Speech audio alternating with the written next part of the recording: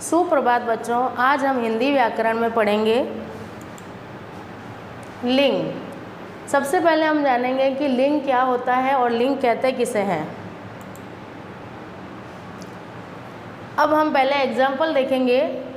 जैसे आप साफ बोर्ड पे देख रहे हैं, पिताजी आज बाहर गए हैं, पेड़ हवा से गिर गया, माँ कपड़े धो रही है, तुम्हारी घड़ी कहाँ है, दादी रामायण पढ़ रही है, भैया काम पर गए हैं। तो ये कुछ उदाहरण जो है वो हमारे लिंग के हैं। अब आप लोग देखेंगे कि यहाँ जो कुछ उदाहरण में जो लाल रंग से जो शब्दों को हाईलाइट किया गया है, जैसे पिता, पेड़, भैया, ये शब्द जो है हमें किसी पुरुष जाति का बोध करा रहे हैं, अर्थात किसी नर की ओर संकेत कर रहे हैं। अब इन्हीं उदाहरण में हम देखेंगे कि जो ये ब्लू कलर से यानी आसमानी रंग से जो शब्दों को दर्शाया गया है, माँ, घड़ी और दादी, ये शब्द जो है ये लिंग के वो एग्जाम्पल है जिसमें हमें स्त्री जाति के होने का पता चलता है। तो इस आधार पर हम देखेंगे कि लिंग के दो भेद होते हैं, अर्थात दो प्रकार के लिंग होते हैं। पहला होता है पुल्लिंग और दूसरा होता है स्त्रीलिंग।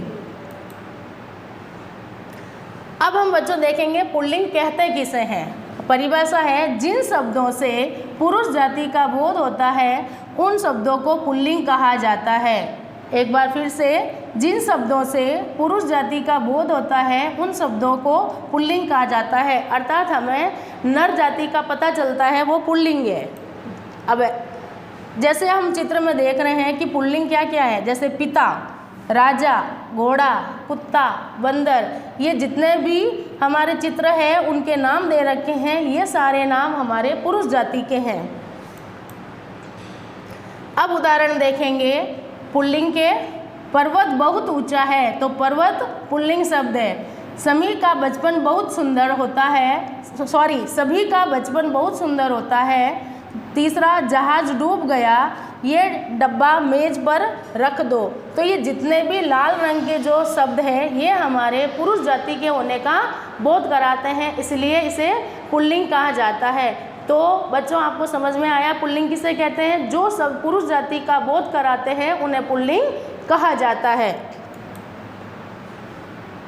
अब हमारा लिंग का दूसरा भेद है बच्चों स्त्रीलिंग। इसकी परिभाषा है, जिन शब्दों से स्त्री जाति का बोध होता है उन शब्दों को स्त्रीलिंग कहा जाता है, अर्थात जिसमें हमें नारी जाति का पता चलता है, जिन शब्दों से हमें नारी जाति का पता चलता है वो स्त्रीलिंग कहलाते हैं। जैसे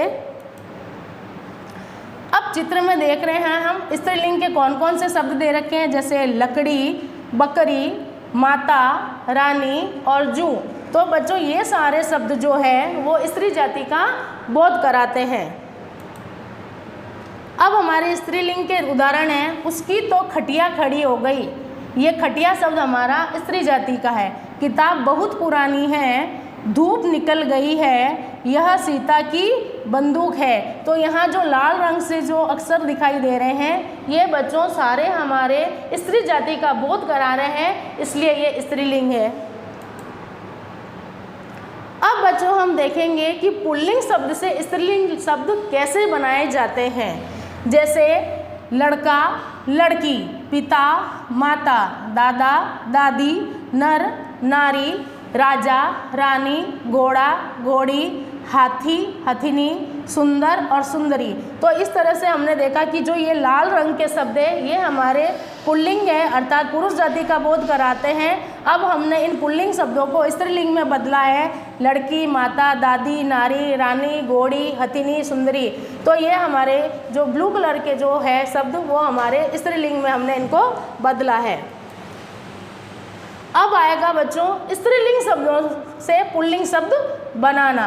ये जो ब्लू कलर के जो शब्द है ये हमारे स्त्रीलिंग शब्द है। अब हम इन्हें बदलेंगे पुल्लिंग में, अर्थात पुरुष जाति में। चूहिया, चूहा, सुनारिन, सुनार, मालिन, माली, बेटी, बेटा, मालकिन, मालिक, सेठानी, सेठ, इंद्राणी, इंद्र, नौकरानी, नौकर। तो इस तरह से बच्चों हमने देखा कि लिंग क्या होता है, लिंग किसे कहते हैं। जो शब्द पुरुष जाति और स्त्री जाति का बोध कराते हैं वो लिंग कहलाते हैं। और लिंग के दो भेद होते हैं, पुल्लिंग और स्त्रीलिंग। और किन किन शब्दों को हमने स्त्रीलिंग से पुल्लिंग में बदला और पुल्लिंग से स्त्रीलिंग में बदला, ये सभी हमारे लिंग के अंतर्गत आते हैं।